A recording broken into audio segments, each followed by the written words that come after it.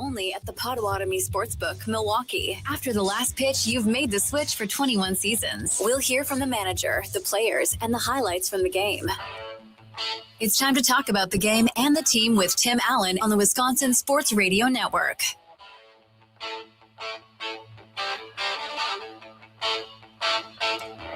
All right, welcome in, everyone. It is the Baseball Postgame Show. We are live from the Wisconsin Sports Radio Network studios, powered by the Potawatomi Sportsbook. Don Wachula is sitting in tonight for the franchise. Tim Allen, who's got a well-deserved night off. You know, even the franchise, every once in a while, Aaron needs a break, got to recoup. He'll be back at the desk tomorrow, in which we will hope, if things continue to play out like we're seeing, a chance at another series. Who am I talking to? Aaron Morris is on the other side, taking care of business with the ones and twos. How many MLB players play 162 these days? Not many. Thank you. Probably like 8 a year. Oh, it's all about hard to management, expect Tim Allen right? to do it. No, 162. Yeah, and I'm sure Tim is with. Is Tim with the band tonight? Is that he how must this works? Be. He has to probably be. Is. Otherwise, he'd be here. He's so good with baseball. I mean, to keep the chair warm is an honor while we sit and work our way through the baseball post-game show. Again, we're in the bottom of the eighth. We've got runners on first and third for the Brew Crew with a commanding 7-2 lead, but we'll hope to be able to turn out the lights and put one in the win column for the good guys. And Aaron, going into tonight, you needed that bounce back game. We needed the offense, I think, to really ignite because it's been a bit stagnant at times. It's crazy how the pitching with the number of rookies on this starting rotation have done so well, and we needed to get the bats going, and that's what's happening right now at American Family Field. They mentioned it earlier on the broadcast today on Brewers TV. I can't remember the number. It was 51 or 52, something like that. I think it was 51 starts. 51 starts by rookies this year, which I was like, 51? But, I mean, it makes sense, right? Brandon Sproat's a rookie, and Logan Henderson's considered a rookie, and Coleman Crowe has pitched. I don't think Robert Gasser is considered a rookie anymore. But they've had they've had young guys pitching all season long. Absolutely. And from there you run down the list of number of strikeouts, number of innings, ERA, all of that stuff, all at the top when we look statistically at the MLB with this starting rotation. But I think for me, the best thing has been, Aaron, watching the bats tonight kind of reignite. Now, that's got to be more consistent moving forward. We've got, obviously, a game tomorrow before they head to the West Coast and take on the San Francisco Giants. But getting the bats rolling, because unfortunately, what we're seeing in this little bit of a stretch, it hasn't been terrible, but this little bit of a stretch is something that afflicted the Brewers of years past, where you only had one or two guys hitting. The pitching was great, and then you only had maybe one or two guys that were able to put the bat on the ball while the rest of the team went into a slump. And then seemingly everybody got hot at the same time. We were getting a touch of that, but today, the bottom half of the order, I thought, did exactly what they needed to do going into the game. As Fettner was the starting pitcher for Colorado, he's got 6 pitches, as they alluded to in the broadcast, and doesn't have great control. Rock was talking about not having so many pitches, like maybe narrow it down to, let's say, 3 or 4, and having greater control of your command in executing those pitches. Yeah, wouldn't you rather be more efficient? Thank you. Yeah, than just constantly keeping the batters off guard. Yeah. Because at the one point he throws it to the backstop, and you hear BA going, "I think he hit the bull," which obviously is the great Bull Durham reference. And they needed him to throw strikes, which he struggled. And I thought the top of the order, a little bit different. I understand Yelich gets the green light, first pitch, he flies out deep, warning track again, which has afflicted Yelich a little bit, except for yesterday. It seems like yesterday and today, the Brewers are hitting a lot of long fly balls. A lot of warning track power over the last 24 plus hours. Oh, here's another one. Yelich just to the edge of the warning track. It's going to be a sac fly, but I mean, another one that's them. That's why, they've hit the least home runs in baseball this year, because they don't have that power, and that's Well, their team is warning track power. And I think you and I might get to this a little bit later after we recap, which will hopefully be a win. Again, 2 outs, bottom of the 8th. It's an 8-2 lead right now for the good guys, about the trade deadline coming up August 3rd. Now, with the way the starting pitching has been, I would love to see them add a veteran pitcher for that stretch run. I also would love to see them add a bat, right? And you're not going to get, at least I don't think you're going to get both. I think you're going to have to go one or the other. And again, we'll talk about that a little bit later. Where I was going with the bottom half of the order, I thought stretched the starting pitching for the Rockies today. I thought they were much more patient. Pratt, what a great day so far at the plate. Lara, a great day at the plate. I felt like hitters 1, 2, 3, and 4, it's okay to be aggressive, but you also want to get this guy up into his pitch count. Where the Brewers have had great success this year is when the opposing team has had to go to the bullpen. And you were allowing Feltner early on an opportunity to not throw as many as I think he needed to exit. Now, as the game progressed, the pitch count goes up, they go to the bullpen, and we see what happens. Once again, the Brewers are able to capitalize. There's nothing wrong with being aggressive in a time and a place. I thought the top of the order today was a bit too aggressive, where from 5 on down, a little bit more patient, and at least got the offense rolling. Yeah, the only player without a hit today is Garrett Mitchell, and he's on base with a walk. Yeah, and he also had one of those flyouts to the warning track. So really not an awful day, not an awful 0 for 3, but everyone else has a hit. Okay, now you alluded a little bit to the trade deadline, and this Brewers offense, they're struggling, and they struggle, and they're not hitting that well, and runners in scoring position. And well, if you go to team statistics across the MLB, they're top 5 in runs scored. They're averaging 5 a game. Yeah, and they're the second winningest team in baseball this year. And it's like, what? Like, how we visualize these games is not equating to the statistics in terms of runs across where they rank across the MLB. Because I think, Aaron, we got a bias going into this season after what took place last year in the playoffs, in the fact that, you can have this starting rotation and the bullpen be dominant, but you face the Dodgers, who seemingly 1 through 9 have a number of ball players who can step up and give you the long ball at any given moment. And I think that's what the fear is for a lot of Brewer fans, including myself. Again, the yin and the yang. Do we get a veteran pitcher or that bat that can do it for you at any given time when they get to the plate?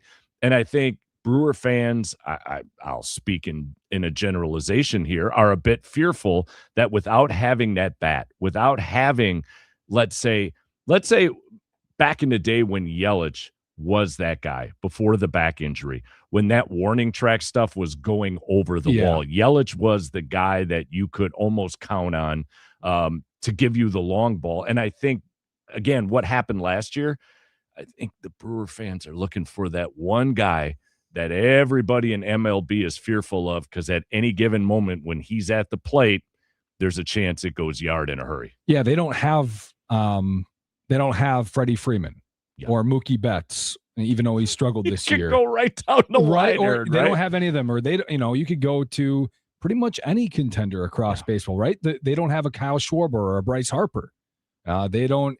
Even the Cubs, I would say, have probably a couple of guys at least that are more scary. Like, I would say that, Seiya Suzuki is more potent to have one of these big outbursts than anybody on the Brewers. Now, I think Churio would have something to say in terrain, but in terms of just feared, like, this guy could hit a home run at any point. This guy could flip the script at any point. Aaron Judge or Ben Rice, or you just look across all the teams in baseball. They don't have one. Well, again, what were they talking about tonight on the broadcast, even with the Rockies with Goodman? That people are wondering whether or not Goodman will end up being traded, which, if you're a Rockies fan, has to really suck. As Brewer fans, we've been down that road where you got the one guy that is keeping you engaged, right, in these games. You're rooting for. He's the guy who can deliver the long ball. But on the other hand, if you're the Rockies, now you're trying to build depth like the Brewers have had over the years to get that farm system to the spot where it is right now, a Goodman is going to create for some team that guy, but what you have to give up now, again, from a general manager perspective, how do you weigh that thing out? It would be so painful if you're a Rockies fan. 26-year-old with 3 years of control after this. He's going to hit 40-plus home runs as a catcher, and you're like, yeah, we'll trade him. You know, like that's got to be painful for Rockies, but it might be a smart move. I don't know. Maybe. It might be. Maybe. And then you wonder also, I don't care how many baseballs are in the humidifier in Colorado, how much of the power is connected to the fact you're playing in the Mile High City. How about this? Go. 5 more homers on the road than at home for Hunter Goodman. Shoot that theory right out of the box, won't you, Aaron? His OPS on the road, 970, at home, 815. Okay. So he is all right. way better on the road. He just hit 3 homers at Coors the other day, too. Sure. So it was a much bigger split. So I don't think other teams have to worry about that Coors Field effect that they might have with, guys like Larry Walker or Troy Tulowitzki or Matt Holliday or name any of the Rockies when they were really, really, really good. Coors. Yes. I don't know if you can say that about Goodman. So and what you just did there was awesome because the analytics are telling us what we perceive isn't true. Mm-hmm. And we'll go back to the fact that we've got this Brewer team right now that is playing such good baseball, even after a hiccup yesterday. I think what becomes difficult, and I'm sure you get it, I'm sure, the franchise lives these things day in and day out for 162 games before the playoff starts, is you get so invested in every single game. And sometimes when you're invested, it's hard to step back and look at it from 162 games in knowing that we keep winning these series, right? We win series after series. And if they pull this thing off right now, we get a chance to go for another series coming up tomorrow. All right, we're going to get to a break. On the other side of the break, hopefully this thing will come to a conclusion. We'll recap some of the highlights, and then we'll take your calls. Don Wachilla sitting in for the franchise, Tim Allen. Aaron Morse is on the other side. This is the Baseball Postgame Show live from the Wisconsin Sports Radio Network studios, and we're powered by the Potawatomi Sportsbook.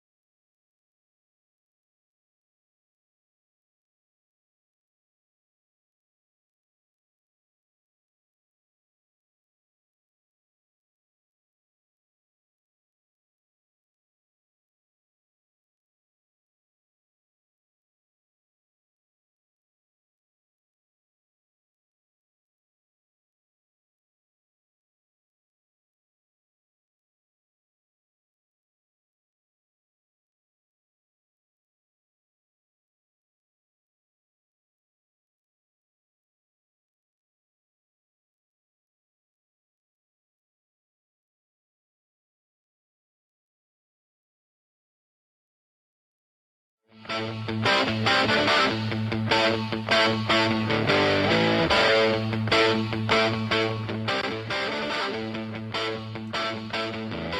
right, welcome back in. Baseball post-game show live from the Wisconsin Sports Radio Network studios. We're powered by the Potawatomi Sportsbook. Don Wachula sitting in for the franchise Tim Allen. Aaron Morris over there on the ones and twos. We were certainly hoping that this thing would have come to an end during that commercial break, as the Rockies have just scored top of the ninth, 2 outs. It's 8-4. He had him 0-2 with 2 outs. Thank you. And we're just making this longer than it needs to be. Remember, you can join us on the Nicolay Law Talk and text line at 414-677-1250. And why don't we, Aaron, go right to the Nicolay Law Talk and text line? Let's bring in Harley. Harley's over at the VA. Harley, how you doing this evening, sir? Good, guys. How are you? We're doing great. You guys were batting around, excuse the pun, but should we bring in pitching or a hitter? Use a football analogy, defense wins championships. You can't have enough pitching. That's just my opinion. Like to see, Joe Kelly's name has been thrown around. Whoever they bring in, we need another starting pitcher and some help in the bullpen. Another thing I'm concerned about is Churio is going back to his, I'm going to swing at everything near the plate. I don't know if you guys noticed that. His plate discipline has really fallen off the last couple of weeks. Have you guys noticed that at all? Harley, I can't figure out if the lack, I'll say, of plate discipline as of late has been more of a push for him to kind of get back into a groove. I think, like any good hitter, you've got guys who, when they're in their element, when they're in their groove, things become very easy for them. I feel, I should say, like the lack, as you put it, of plate discipline is more maybe of him pressing, trying to find that sweet spot, again, no pun intended, of doing what he was doing offensively. And a couple other things quickly, and I'll let you go, is I've been an advocate. I know Tim's brought it up, and probably you guys have talked about it, but we really need to sign William Contreras. This guy is an all-star catcher. He's a field general. We've got 16-year-old, 24-year-old guys out there chucking the ball. I also think, catcher money, we can afford it. Obviously, I don't write the checks, but, it's there. I think he's important to the not only this year, but into the future. One more thing, and I'll wait for your comment, is that why is Hamilton playing? I mean, really, we have so much talent down in Nashville. Joey's earned a spot. Never thought I'd say it, at third base. And, I'd like to see a Jet Williams, somebody to come up, get a little experience at the major league level, and, let Hamilton go. It's time. Good show. Love you guys. Take care. Thanks, Harley. Appreciate the phone call. Appreciate the comments. Let's go back real quick and talk about what he said with regards to William Contreras in a contract extension. And as he noted, I know the franchise has talked about that. I think he is an important of an element moving forward, especially with this young group of players, as there is on this team. If there ever was a captain, they always say the catcher is the captain, right? You're involved in every single play. You're the one who gets to see everybody from that particular vantage point outside of a manager. I think the extension of a William Contreras has to be first and foremost for the brass upstairs with the Brewer organization. This is a great conversation that also ties into next year's are they going to play or not because of a lockout. True. And Brewers fans should very softly, you're not rooting for a lockout. You don't want baseball not to happen, but you should root for it to go pretty long, because I think the longer it goes, the more likely that the owners will have to raise the floor at least of how much they're paying, which then would mean that the Brewers would have to find somewhere to spend more money. Mm-hmm. And naturally, that would be to extend someone on the roster, which would be William Contreras or Bryce Terang or whoever else. So that's where that's going to happen, is if they have to spend more money. Absolutely. I'm not sure if this current system stands that they'll extend him. I understand what you're saying, and I come from the standpoint of I believe the lockout is inevitable come December 2nd. I think we're putting the proverbial chains around the doors and not letting anybody in for any sort of training whatsoever. But your point is well made as with regards to what that could mean if the length of the lockout is such that we could find ourselves at least pushing the Brewers organization into signing William Contreras. And then when it comes to Hamilton, you've come to realize how important Joey Ortiz is, because we'll talk about this after the top of the hour. That play down the third baseline where his feet were just cemented. Yeah. And we're so used now to seeing Joey Ortiz make some sort of spectacular defensive play. But like the franchise, the man needed the night off. So Joey Ortiz and the franchise Tim Allen both getting the night off. All right, we got to get to a break. This is the Baseball Postgame Show. We're live from the Wisconsin Sports Radio Network studios. We're powered by the Potawatomi Sportsbook.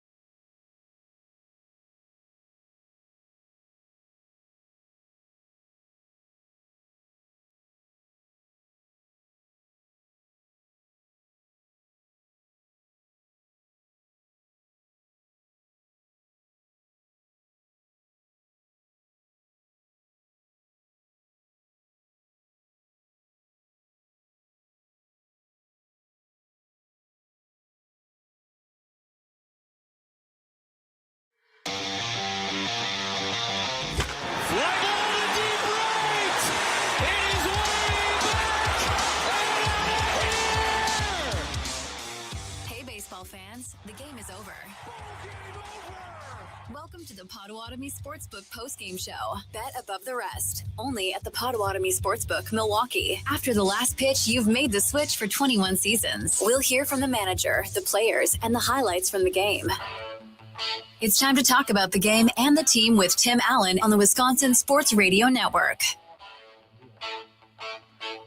Well, we can finally turn out the lights at American Family Field and put one in the win column for the good guys as the Brewers ended up winning what turned out to be a more interesting game than I think what we had anticipated before we got going on this show. The Brewers win 8-5.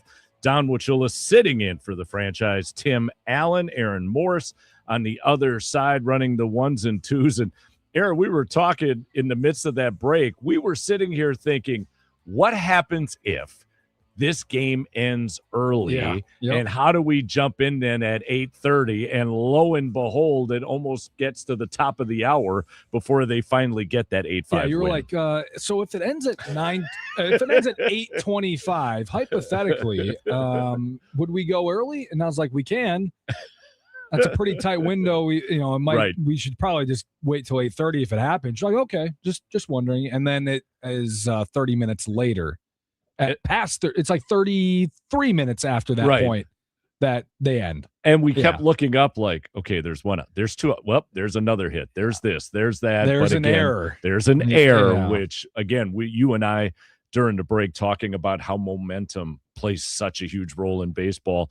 But fortunately, the Brewers able to hang on once again, getting that 8-5 win.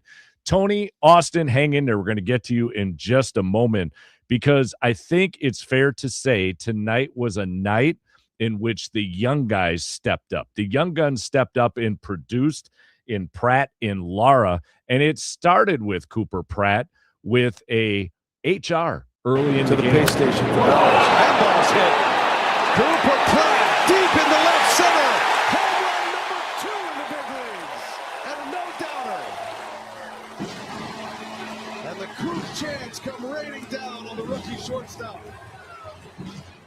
The Coop chants make me smile so much as I hearken back to my days of 1982 and Cecil Cooper and every time he came to the plate, what that meant. But Cooper Pratt doing what he needs to do. I think it's an example tonight of watching Cooper Pratt and then watching Lara starting to get more comfortable in their major league skin, for lack of a better way of saying it. Cooper Pratt also with an RBI, and it went like this. That's to the opposite field. Oh, it's off the glove of Castro. Here comes Bowers. He will score. Lara to third. Cooper Pratt with an RBI single, and the Brewers lead it 3-2. BA on the Brewers television network with that highlight. And again, he looks right now, Aaron, so much more confident than when he did, obviously, when he first got called up to Milwaukee. Yeah, he had that. He actually, I think, after a couple games, he finally got in the hit column and was getting more hits per game, right? And then he had that tough streak, that rough streak, where it's kind of like, okay, he came up, he did his thing, then pitchers started to learn how to pitch to him. And then the next step in a development is, okay, yeah, we know you can perform, but when people figure out, you have to be able to adjust back. Yeah. And I think he's getting to that point now where he's adjusting back. And I hearken back to last year when Churio comes up. Think about what it was like for him defensively. They would always have his heels on the warning track to get him used to coming in, getting him used to trying to find a fly ball with a stadium that has a second, if not a third deck on it. All of those things come into play, and we watched his growth. I think we're seeing the same thing right now in Pratt, and I think we're seeing the same thing from Luis Lara. Both guys tonight with 3 RBIs. Here's an example of Luis Lara once again on the Brewer Television Network. Little flare, falling fast in the triangle. It's down, and it bounces away from McCarthy. 1 run is in Contreras. Bauer scores, and Luis Lara, a flare double and 2 RBIs. It's 5-2 Milwaukee.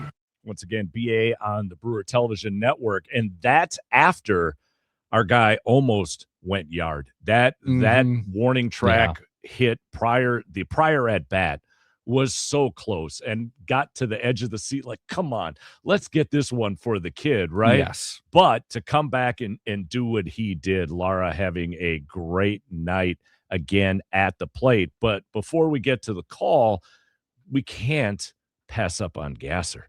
Robert Gasser tonight in his start goes 6 innings, gives up 5 hits, 2 runs, both earned, strikes out 4, 77. Didn't walk anyone. As far as the pitch count goes, and when you look at the fact he took care of the first 8, and in the inning where he gave up a couple of runs, talk about rough luck.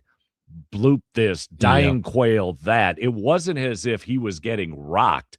They were just those types of hits that I thought, oh, goodness, this is going to be one of the things that maybe builds, as we were talking about momentum, with the Colorado Rockies. Fortunately, he settles in, gets out of the inning, and then goes strong again, goes 6, and I think had what we could easily consider to be a very quality start. Yeah, he's given up, just looking up his numbers, 30 earned runs this year in 57 innings. This was his 11th start of the year, if I remember correctly. Yes. So he gave up 6 runs in 5 innings against the Athletics. That was at the crazy ballpark in Las Vegas.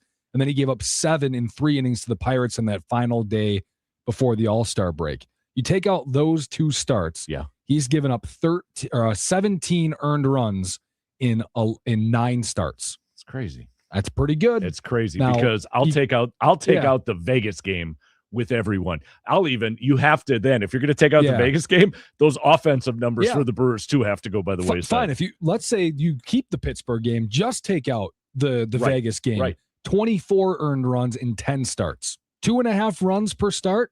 And he's going about 5 to 6. Yeah. That's a quality start essentially on a team averaging 5.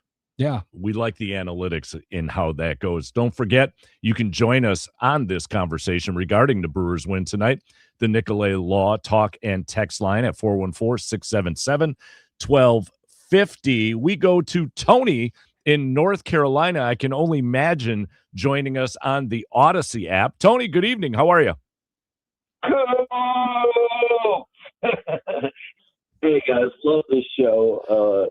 You guys are doing a great job filling in, by the way. Thank you. Thank you. I want to go right to a snapshot. Top of the 8th inning, this will tie together what Harley was talking about before the break, what you guys talking about, young players. So I think it's Hunter Goodman is up at the plate, and he's been struck out at least once by Gasser, maybe twice. Excellent points along the way, by the way. You said everything so I don't need to say it. But he gets all frustrated, and he, like in a petulant child move, smashes his bat. And ultimately, McCullers, the veteran, against this young kid, right? He catches the little, can of corn in the infield. But what does Contreras do? He not only goes forward in case he needs to do any fielding, he stops that bat from interfering with the play. And that's the kind of experience that Harley was touching on, and how important that catcher position is. And, the young players for the Brewers just look like they're ready. The Brewers do not bring anybody to the show until they're ready. And Lara and Pratt are primed and good to go. Love the show. Love to hear you guys' thoughts, and keep up the good work. Tony, appreciate you. Thanks for checking in as we sit here and hold the fort down for the franchise, Tim Allen. I think what he just said there, Aaron, piggybacks off of what we were talking about before the top of the hour, in the fact that Contreras, when you need that stabilizing voice, his brother's a little different now. Like the big bro is a little bit different, but William is that stabilizing voice. Again, he assumes, I think, the role of leadership so subtly. You never really see William, standing on the top of the dugout, pounding and ranting and raving. Every once in a while in the playoffs, when things were going good, He's just somebody who knows so many varying facets of what's happening on the field at any given time. To his point, to step in there, get the bat out of the way, little things that can mean so much. Yeah, I think he is one of the leaders of this team. I think Christian Yelich is the leader, and then William Contreras falls in that category underneath of one of those secondary leaders. He's more of the rah-rah guy in terms of like keeping everyone together, but also, like he's the one that he's rifling pitches, throws back to the pitcher after he misses his spot, or, he's doing that kind of thing. Yelich is more of the laid back, reserved old man. Hey, this is how we play ball here. Right. Exactly. And Contreras has more of that edge to him, that energy to him. Different types of leaders. You need both of them. Big role for Contreras. Took the words right out of my mouth. Both of those, again, on each side of the spectrum, providing leadership for this young talent that obviously, as we saw tonight between Lara and Pratt, is really starting to come together. Let's go to line 3, boss, and bring in Austin from Virginia. Austin, good evening, sir. Hey, gentlemen. How are you doing tonight? We're doing great. Thanks for checking in. Yeah, man, what a fun team. I just love watching these guys. And I mean, just hearing you guys talk and hearing all the calls, it's like this team is so deep. I just wonder how they're going to approach the rest of the season and into the playoffs. I mean, you guys nailed it with Lara and Pratt just having a great day today. I think my questions revolve in, how is this team going to evolve into a 26-man roster going into the playoffs? I mean, I was looking at the lineup, like Andrew Vaughn isn't even in the lineup today, right? Like, True. What are you going to do with these guys that have known experience in the playoffs, that have been part of the process over the last couple seasons? And how are you going to mold that with the young talent coming in with Lara and Pratt? Now, I know it's a small sample size with those guys, but, if they continue this, you got to think, like, how are you going to shape this 26-man roster? And how are you going to do it and go, and as far as I'm concerned, the Brewers are top, the second best, if not the best team in the National League right now. And you got to think, like, you're probably going to have another rematch in the NLCS with the Dodgers. How are you going to match up? How are you going to be able to get over that hump? And it's exciting, but like there's still a lot of questions out there, I think. I know McCullers has had a rough couple outings. Obviously he's coming off the IL. I do think he's going to be hopefully a viable asset in that bullpen. But those are just some of my thoughts on this. It's again, this is an exciting team. I feel like, we've been so lucky. We got to enjoy the ride on this. But it's going to be really interesting to see how all this shapes out. So. Sorry, Austin, didn't mean to interrupt you. Appreciate you you calling in. Aaron, to Austin's point, first of all, we do have a lot of baseball to go, right? I mean, I know we're over the century mark, but we still got a ton of games to get through. But I don't know if I have a particular answer to his question about what do you do when you extend it to 26. The only thing I could say is, as somebody who's followed this team since his childhood, the idea that you have to sit back and figure out who makes the 26 because you are so deep, because the depth exists. What a nice problem to have to be a Brewer fan. Yeah, and I do think I do want to point something out here with Andrew Vaughn. And he's been fantastic this year when he's played. And I know a lot of fans want him to play more, right? Because his numbers look great and he has produced more often than not. But he's producing more often not because he's facing lefties more often than righties because they're playing him more in a platoon role. And I wanted to get this right, so I brought up the split specifically. 381 against lefties. Okay. That's fantastic. Absolutely. Right? 480 on base, 1,100 OPS. That is top notch. Against righties, 265 with a 716 OPS. Okay. So significantly worse. Absolutely. I don't know his OPS plus number off the top of my head, but it's sub 100 right now against righties, which means he's a below average hitter against righties so far this season. That is why he's not playing more. But it's a good problem to have, but we want him to play more because he does produce when he's in there. Right. But they kind of have to pick and choose because they want to play Luis Lara, and you can see tonight why. And they want to play David Hamilton every once in a while here or there, and where Sal Frelick is healthier. They have two guys at least every night on the bench that they probably would like to be playing.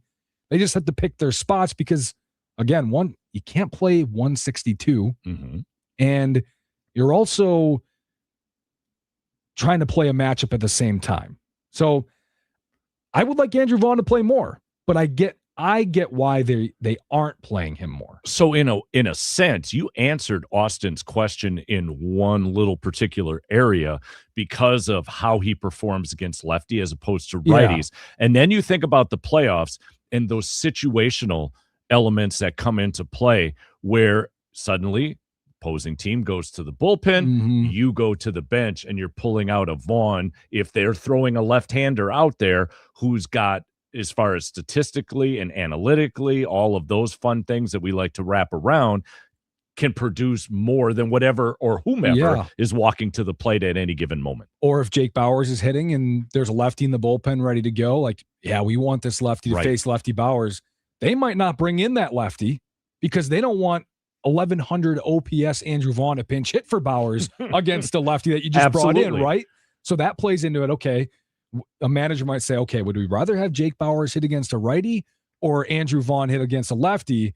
And then Jake Bauers gets a nice matchup against a righty because Andrew Vaughn's hanging around waiting to take his spot if a lefty does come in. That one piece creates such a chess match, which I think, again, goes to the depth of this Brewers team and makes things that much more interesting. Let's get back to the Nicolay Law Talk and text line, and let's talk to Marshall in Whitefish Bay. Marshall, good evening.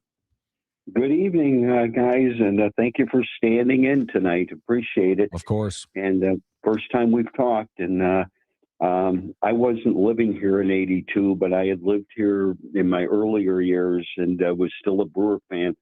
Appreciate your first two callers, Virginia and North Carolina. I lived in North Carolina 11 years, went to UNC, all that stuff. So go Tar Heels. I was going to say, we have a Tar Heel in Badgerland. What's going on here? I'm sorry, Marshall. Go ahead, sir. I've been here, but love that part of the country. It's beautiful. I'm hoping maybe later in the year to visit down there. So still have a lot of friends down there. So good to hear from down there. And of course, we have Justin from that area who's pretty regular as well. But as for the game tonight, guys, just tremendous. I caught most of it. A little nervous there at the end, I'll admit, but they hung on to it. I felt they were going to hang on to it.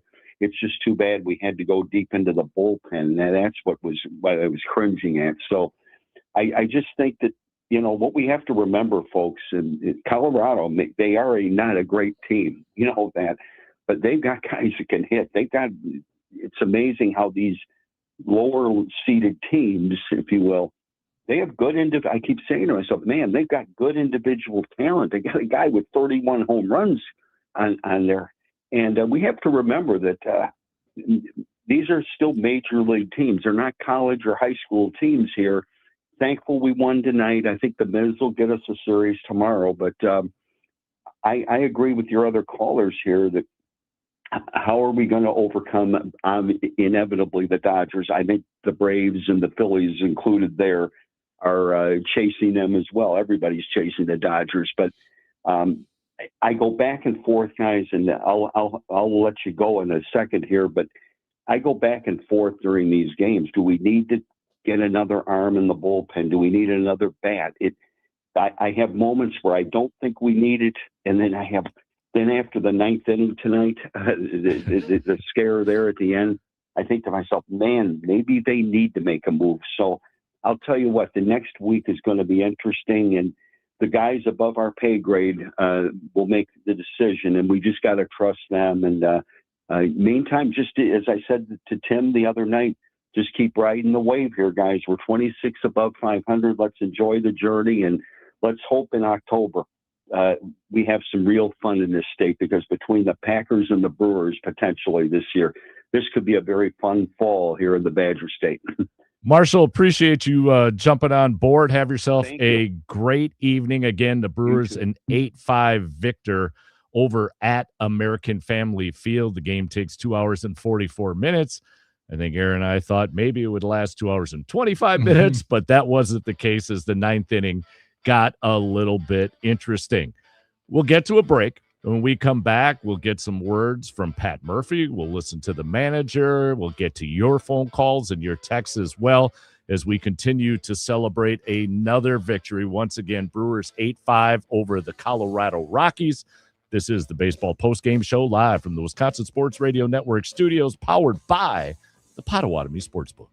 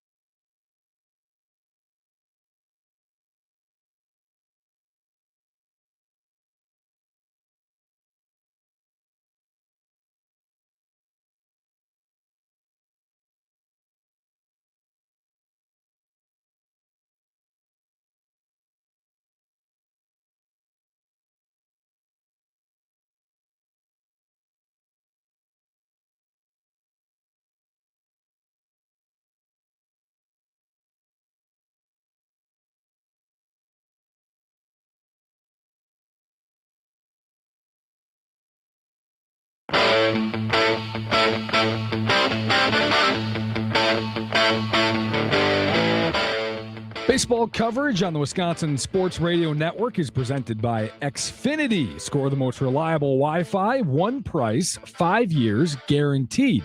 Xfinity, imagine that. By the way, you can watch the Potawatomi Sportsbook post-game show on the Growth Law video stream. We are live on X, Facebook, and YouTube at WI Sports Radio. Injured, Growth gets it.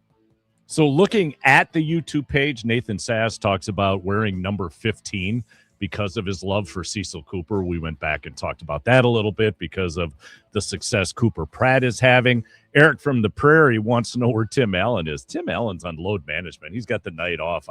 Tim decided on a Saturday to allow us Yahoos to come in and run the ship here for a little bit. Again, being able to cover an 8-5 victory over at American Family Field for the good guys. Steve and Jill listening in Bayview. Again, you can join us on the Nicolay Law talk and text line at 414-677-1250. Even have a request out there for Pipe Bomb to call in. So, Jeffrey, if you're listening, pick up the phone. Let's go. Last week, I think he called in. I filled in with Tim Allen. Okay, let's have a conversation, Jeffrey. Pick up that phone. But again, an 8-5 victory. Are we headed to a little managerial talk here, Aaron? We can. I'm waiting to get sent it, maybe a longer form. Okay. We can wait a couple minutes if you want. Let's do that. Yeah, let's can wait do a that. couple minutes. We're gonna live on the fly here a little bit. We've heard the discussions now, both from the aspect of we need a hitter, we need a pitcher. And when we started this thing off, we said we were going to get to it. I think now is a good time while we wait for some of that sound to roll in from Pat Murphy. So, Aaron, what's your belief? For me personally, I was in the hit category for so long until the injury to Woodruff. And then I'm thinking, we need one more veteran to solidify this rookie rotation as we make our way through this last, what are we now, 50-plus games? I think we're below the 62 today was mark. 104. Okay, now see, we're doing math on the air, and that's not good. So we got 58. 58 to go. Wow. No abacus there to get us through that little question. And abacus answer. In my mind. Yeah. Much smarter than I am. But so where do you fall in? I've moved. My pendulum has swung from the fact, again, that we needed that pop. We needed that one individual to give us some offense at any given moment to now I need a veteran. I need somebody to solidify that young rotation. You want me to anger the Beehive again? I've been angering the Beehive. Beehive. Anger the Beehive, Aaron. Let's go. I think they need at least 3 players at this deadline. Okay. I think they have to be relatively significant additions. I think a starter, a reliever, and a bat all have to be acquired. Not because I don't think this team isn't good or even great. You're talking about solidifying, right? You got to beat the Dodgers in a 7-game series. And the same thing that's happening this year happened last year. Brewers were cruising, had the best record. Right now, they're basically right there. They're very close. And it was like, beat the Dodgers all 6 times in the regular season. Wow, the Brewers, they have a real shot. Get to the NLCS, and they got pounced. And they got stomped on. They did not even get to breathe in the series. They didn't have a shot. And we're doing it all over again this year. I guess for me personally, I just don't want to have to do that again. Why would you not try to improve your chances of beating the Dodgers? Okay, so Aaron, take those 3 and put them in order. Because I think in a perfect world of rainbows and unicorns, we're able to trade 4, 3 like you just described, but that doesn't always exist. Yeah. So you've got to order. You've got to prioritize. How do you prioritize the 3 that you just talked about? It's tough. It's really tough. It is. It's crazy that way. I would say, maybe I've changed my mind over the last couple of days, but I'll go hitter number 1. Okay. Then a starter, then a reliever. Okay. Yeah. There's nothing wrong with that because I agree with what you said. You want to make sure your team is as strong. And we've got a lot of young guys who are learning as they go, and they haven't even hit their prime yet, and they're still producing at a very high level. So you want to support that. But then you also got to support it with guys who are going to fit the culture of the Brewers. And I think because we talk about it all the time on College Sports Weekly, which we do here from 9 to 11 on Saturdays in this era, of NIL and the transfer portal. You can bring anybody you want in. You can build, in essence, a super team. But if the guys aren't taking care of themselves, or the women aren't, whatever the case may be, dependent upon sport, in the locker room, if it's not meshing, it can have the adverse effect. In other words, it can tear the team apart as opposed to enhancing in what we would hope would be a World Series type run. Yeah, the reason why I think I also put starter ahead of reliever is because I think the starters they have now, a Brandon Sproat or a Robert Gasser, I would be very comfortable putting them in the bullpen and needing them for an inning. I think like Brandon Sproat would be way better as a one-inning guy right now in his career than he is as a starter. Yeah, because his stuff is so nasty. So if you get a starter, you basically solve your reliever issue, I guess. So yeah, that's a great point. But the more I just think about it, like, man, if they could get someone like if James Wood from the Nationals was actually available, put him right. We were talking about a guy that you have to fear. Yeah, they don't have that. Right. Put him just right in the middle of the lineup, and boom, there's the guy you have to fear. There's your 2 or 3 hitter that you can just boom. There you go. And then fear him. The first pushback you're going to get is, well, then who sits? Okay, you're right. Who sits? Who cares? Right. Who exactly. cares? Pick one. At this point, let's have again that dilemma, like we talked about in the last segment with our callers, in that we're so deep. Let's have that dilemma. Let's have those discussions. Let's have Murph sitting at the podium discussing why so-and-so's got the night off, as opposed to whatever, because you've acquired that player that gives you that immediate pop, that gives you the opportunity to do what it is that we would love to see the Brewers do, which is find themselves in the World Series. Now, I will go back and say this. We're going back in years, and we're also going back into a different sport, and that being football. In Brett Favre's younger days, not being able to get past the Dallas Cowboys. We'd have these great seasons and lose to the Cowboys, have these great seasons, lose to the Cowboys. And then once the dragon was slain, boom, we were off to the races. This is going to take some time. I heard Tim talking about it the other day. I think Sparky was sitting in the chair talking about it being linear and telling everybody to just relax. Like, yes, we've fallen, but we keep taking the appropriate steps to advance. Yeah. And at some point, the baseball gods will hopefully rain down upon us, and the Dodgers will have an error. This misstep, suddenly they can't find their bats in the locker room. One of those things that will come into play and allow the Brewers to, in essence, slay the dragon, take that next step, and get to the World Series. Yeah, I think like nothing's a guarantee here in terms of right now. If you make a move, if you don't make a move, acquiring a player doesn't guarantee you a World Series. Right. For me, it would increase your chances of a World Series. Absolutely. Let's say you're buying a $5 lottery ticket, and let's say it has a 1% chance of you win the big prize. Yeah. That's not how it works, but 1%. If you pay $5 more, you get a 4% chance of win, 4 extra. So you get a 5% chance to win the big prize. Is that worth it? Well, it is in Powerball when my chances aren't even close and I'm stopping at the local affiliate to pick it up. Let's say it's 1%. Yeah. You pay double the price of what you would for 1% to get 5%. Mm-hmm. Is that worth it? I think so. Okay.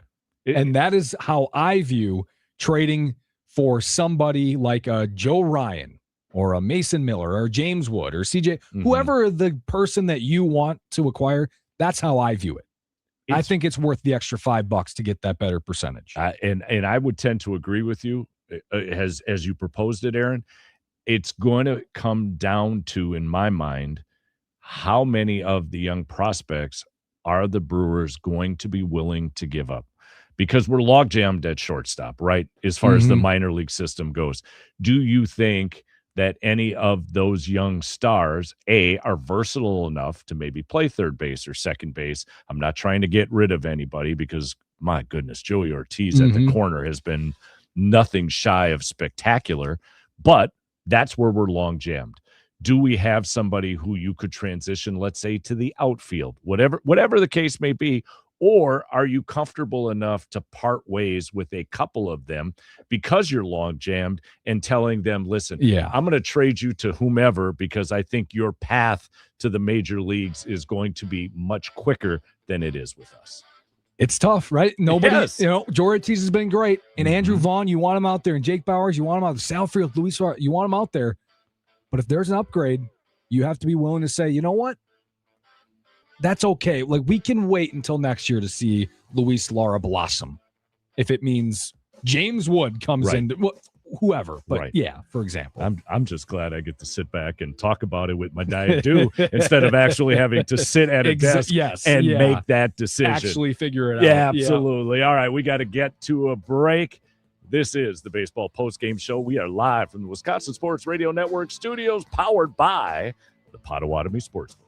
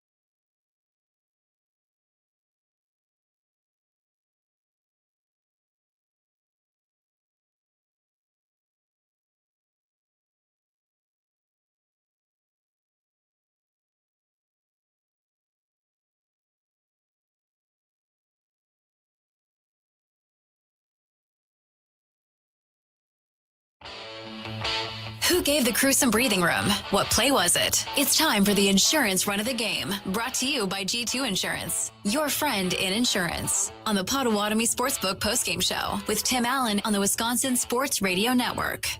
Little flare, falling fast in the triangle. It's down, and it bounces away from McCarthy. One run is in Contreras. Bauer scores, and Luis Lara, a flare double and 2 RBIs. It's 5-2 Milwaukee. Running a business is like a championship run. One bad hit can take you out of the game. G2 Insurance Services specializes in keeping your business and reputation protected. They offer tailored solutions for restaurants, professional liability, and workers' comp. They represent top carriers like Erie to find the best combination of coverage and price. Get the defensive line your business deserves. G2 Insurance Services in Brookfield. Online at g2ins.com. Your friend in insurance. It was a great choice on your behalf there, sir, as Lara goes 2 for 2 with 3 RBIs. Cooper Pratt 3 for 3 with 3 RBIs. As we noted, the Young Guns doing a great job this evening. How about we take a moment and listen to the skip? Here's Pat Murphy. Yeah, they were great. It feels good to have those young guys start to feel more that they belong. You know, they're both, how old is Pratt? 21? Both 21 years old. Now, how many 21-year-olds are there in the big leagues? You can count them on 2 hands, right? 7. 7 position players. And we've got 2.5 of them, right? Churio's 21, but he was, let's just call him 21. What is he, 22? And then he just bought this fancy car, so let's put him back a year to 21. It's a bad decision, right? I mean, so let's go 21. We got 3 21-year-olds. It's great to have them be part of it. You know what I mean? It's great to see Jake Bowers come back and have 3 really quality at-bats. That part's fun, and Yelly's continued to have some hard contacts every game, produce. Terrain continues. Yeah. Our pitching, you got to give Gasser. Gasser did the job. Team is hot and playing with a freedom. They've got good, hungry young players. And, you look at their results against some of the better teams, they've done fine. And Gasser gave us 6, and Patrick gave us a good inning. And sorry we had to bring McGill in to close, but that's part of winning games in the big leagues. Things happen. All you can do is respond. What did you see from Gasser in that 4th? First 3 guys get on, 2 runs score, and then gets out of that. Yeah, there wasn't a hard contact in there. You know what I mean? It's a scratch hit to center that falls in, and then perfectly placed on a ground ball right down the line, not hit well, and then another fisted ball in the center field, and they got 2 runs in a minute and a second. But then I thought he really did a great job of settling down and pitching, and then he came out the next 2 innings and pitched his best. So hats off to Gasser. I thought he did a great job and really was the hero of the game. Again, Lara and Pratt had great games, and Bowers, like I said, but you got to give it to Gasser. Any of those at-bats from Pratt or Lara stand out?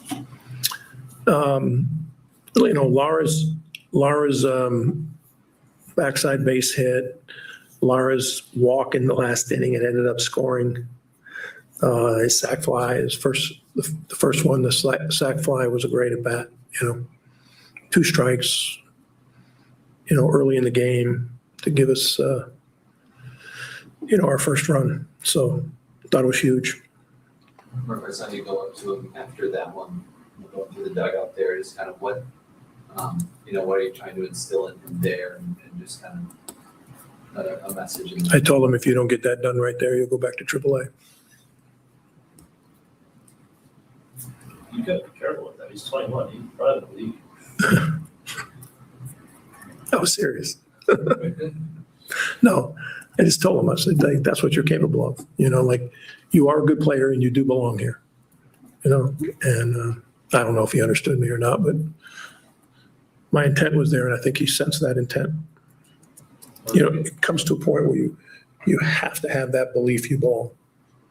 and then the age doesn't matter. Remember when Churio, in the first year when he started to realize he belonged? That was a whole different story. And then remember him in the postseason that year? It was like, wow. So hopefully Lara continues to build belief in himself.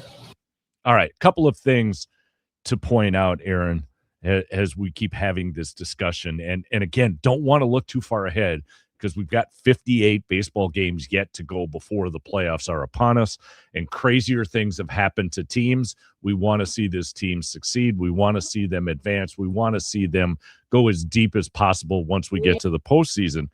But he did talk about, in the midst of that interview, playing with freedom.